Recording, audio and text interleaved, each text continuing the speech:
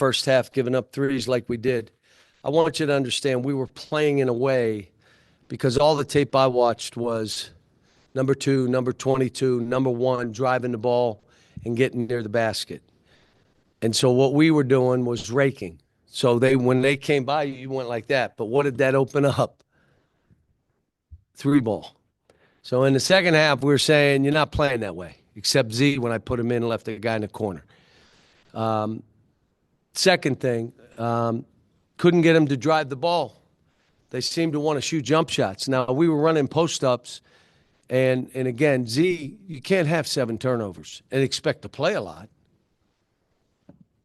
These other guys get healthy, and you're fumbling balls, and, well, then the other guy's playing. He did some stuff blocking shots and when we needed him to. But I was running him to the rim. You're not stepping out shooting threes. Get to the basket. Dew was really good. We drove the ball in the second half, which drew fouls. We talked about the lanes we're trying to take and why. We had them in the first half. Guys seemed to drive and square up and then pass the ball. Nice to have DJ back, being who he is. Making shots, making baskets. He made a big play and one when they got it close, which spread the game out. Boogie played well. I thought Billy and Carter played well.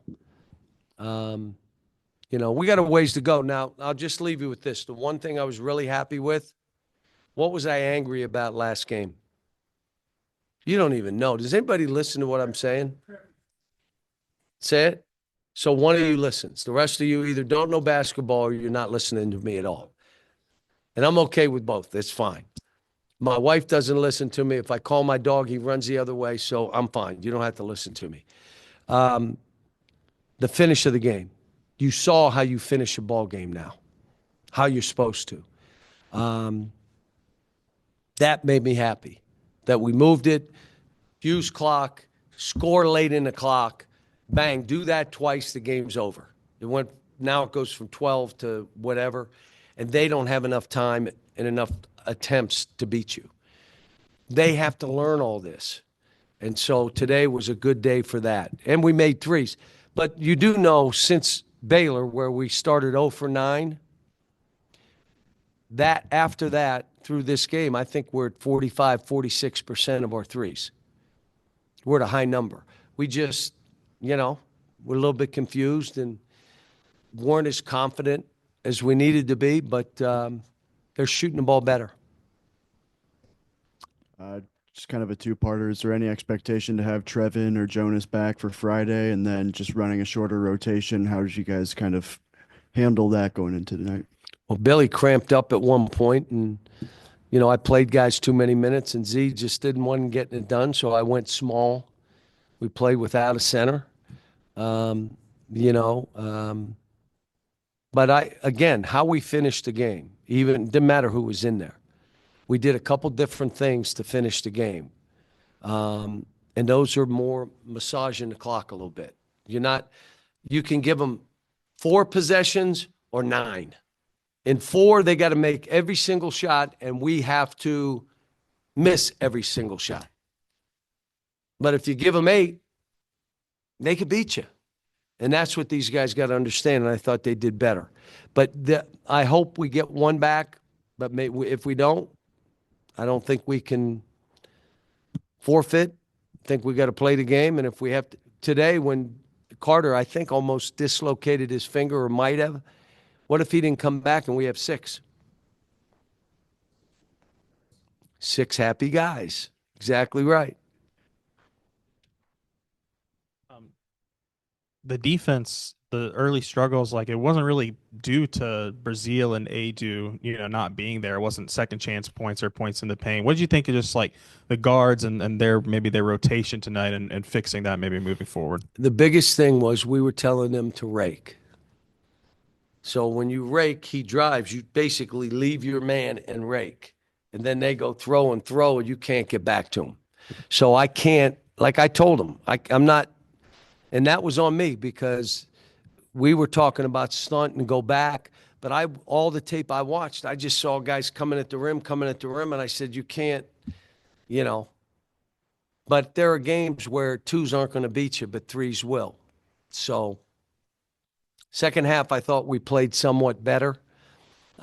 We switched a bunch, which put DJ on their best post-up guard, but I thought he fought and did okay. How much of a difference maker can getting to the free throw line be for your offense? Because I mean, the offense was good in the first half, but it really felt like it went to another level, and it also made the defense better when you guys were able to get easy points like that. That, and you got to make some threes. And again, you don't have to make them all. You can't miss them all. And so we make 9.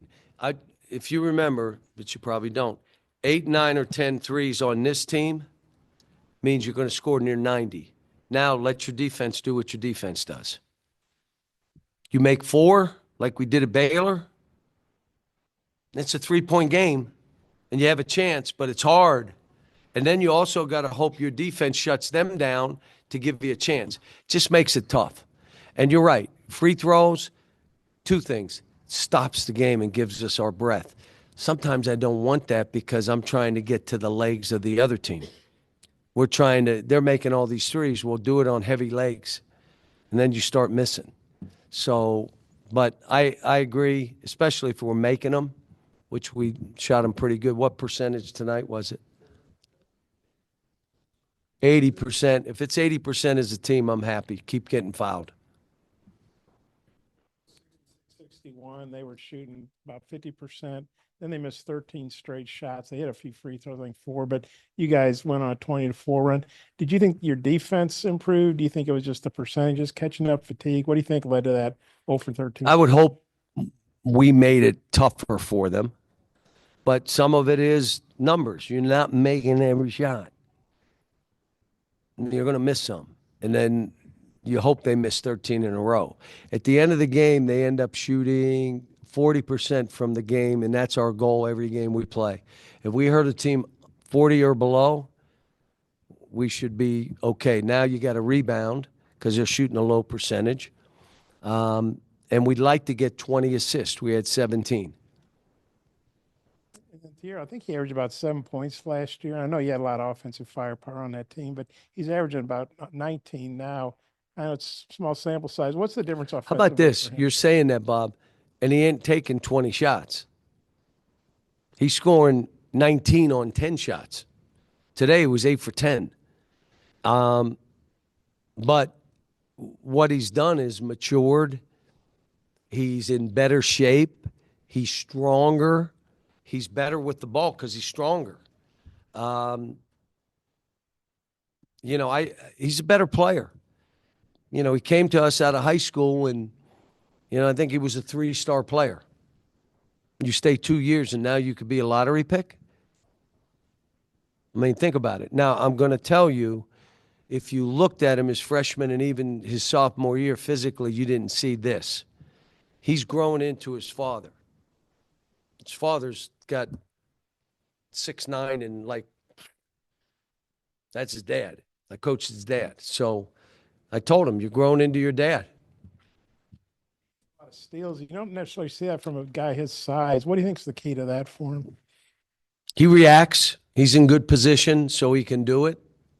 He's a good player. I mean, Boogie's good. We got a bunch of good guys. Chemistry. That's on me to get them to understand how to finish games. You saw we've been working on it.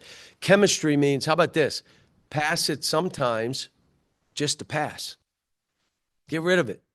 Just pass. I'm yelling to him, pass it, pass it, pass it, and then play on the other side of the court. Normally, when you're trying to get yours, it comes to you and you're a ball stopper. We're just trying to get him. How about this? Cut. Here's what I said to him. When you're trying to play to expectations and the anxiety of it, you're too critical of yourself, you're too judgmental to yourself, and then you start playing the what-if game. Now you're done. And I told him the easiest way to fight that, whatever is the easiest thing to do without skill in the game of basketball, do that at a real high level. So now I'm going to challenge you. Tell me what those things would be. Easiest thing to do at a high level, even without skill. Go ahead, say something. Got guys sleeping here? What? No. How about sprint the court?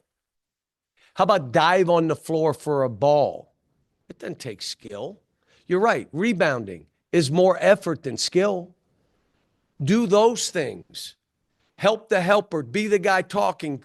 The more you talk, the more you're not worried about expectations.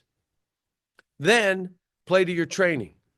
Why did you make that play? We've never trained you to make that play. You just did that. Why? Play to your training and then lose yourself in the team. And you don't have to worry about expectations, whether they're on us as a team or whether they're on you as an individual. Very simple. What is the easiest thing that you can do without skill? Do it at a high level. Training, and the last piece, lose yourself in a team. That's what I talk to them about at my house. I'm having to get through to these guys as much mentally because every one of them, they seem to, it's not just my guys. You have guys that feel the weight of the world. I have to do this. I have to make a basket. You can't play that way. You can't play with chemistry that way. You can't get a team together where we're worried about each other if you're not in that mode. Talking about expectations, Nelly Davis came here as one of the top transfer prospects in the country. It looks like he's struggled a little bit. Just what have you seen from him, and what more do you need to see from him in his role? Well, he had 6 rebounds and 2 for 3. He's got to be our sniper, okay? He's got to be that. He's physically tough. He got 6 rebounds. What I did with I don't like to mess with guys' shots, not in season. I may say, shoot it straight. I don't care. Your elbow will be out. I don't care. Just shoot it straight. Make sure the ball goes straight. I may do that. With Nelly, as I watched, I didn't like his arc. So when you were trying to make it, a lot of times you'll shoot it right at that rim because you're just trying to make a shot. You can't shoot. You got to have arc. That Noah machine we have, when he shoots, I'm looking at the machine on there. And I'm telling him, 44, great. 41, get the arc up. 45, 44, great. 45, 44. When he shoots fouls, they're all at 45. But when he's shooting, sometimes they're at 41. His arc's not high enough. That's all I've been telling him. You get the arc there, I'm not worried about it. You're going to make 60%, 50%. So DJ was catching the ball out here. And all I said was, catch it tight. So now you're catching it and it's off. What happens if you catch it here? You catch it here. That's all I said. Catch it tight. He didn't stop. Tight. You're catching it out away from your body. But I'm not changing. I'm just telling them something little. And when they're doing it, you're saying, now it is great. Wait until you play this game. You're going to, because some of it I'm trying to build confidence. But let me explain. If they don't go in the game and demonstrate, my stuff is just words. But if they go in and demonstrate it to themselves, he's right. Wow, I'm good. And that's part of what I have to do with this kind of team. I got a lot of work, folks. I am not a magician. I don't have a magic wand. Poof, they're going to be better. This will take time. But I like the fact that we can guard. We can guard the ball. We're physical enough. You're not going to bowl us over. We got work to do. Our hands are down too much. That's why you get threes. Hands up. We worked for 2 days. We need about 3 weeks. Pick and roll defense a little bit better. We got a lot of stuff that we got to do. And I'm not afraid of it. I mean, I'm a grinder. That's what I do. And let's see us in a month. Let's see us in 2 months. Right now, I know what we are. Frustrates me. Frustrates you. I know. But you know what? These kids fight, and they're good kids. I'm just giving you one thing. So last game, I don't look at the stats until I go home. What did I see on that stat sheet that made me go, what? DJ had no points. Are you kidding me? One of the best players in the country has no points? None. I didn't sleep. Like, what can I do? How do I, wait a minute. Call him in. This is what a great kid he is. Call him in. I said, DJ, you had no points. I didn't know. And he said, Coach, you don't have to worry about me. I want you to think about that when you're him and there are expectations and he's saying, I'm good. And I said, well, I'm not good. I didn't sleep last night. He said, Coach, I'm good. Kid, you're family. So I'm going to put you at point guard some today. So you're going to play point and off. Boogie needs to play off the ball because he needs to run instead of jog. Run. We can throw it ahead to him. He can make plays. You'll have the ball more in your hands at times. But he didn't. I'll get it right. You don't need to worry about me. Think about that. And I get to coach him. And I got to coach him last year. Got hurt, affected how he played. But he's going to be fine. Boogie's fine. Nellie's fine. Carter and Billy just have to catch up. Adu's, how about TB last game? If that's who he is, woo. And now you're looking at us saying, Jonas, when are you coming back? You're going to practice a bunch of zone. I thought you played. I don't think you played any zone tonight. Was that? We've been working on it, though. Here's, you guys know I've done this for like 30 years. Okay. If we play zone, what immediately happens right away? We're in a zone. What do? They're going to shoot jumpers, but they were hitting them. They hit threes. They go, whoop, three. I'm in a zone. And when they play us zone, we miss our first 9 shots. Like, I don't know. It's 30 years of it. That's why I hate zone. We're better offensively because of what we went through with Baylor. And we've been working on the zone. I could have used it today, but they were making too many shots. I just said that they're making them with us on them. What if we're not on them and we go zone and they start cutting and throwing balls out and making threes? All of a sudden, we haven't played, but we got a zone ready.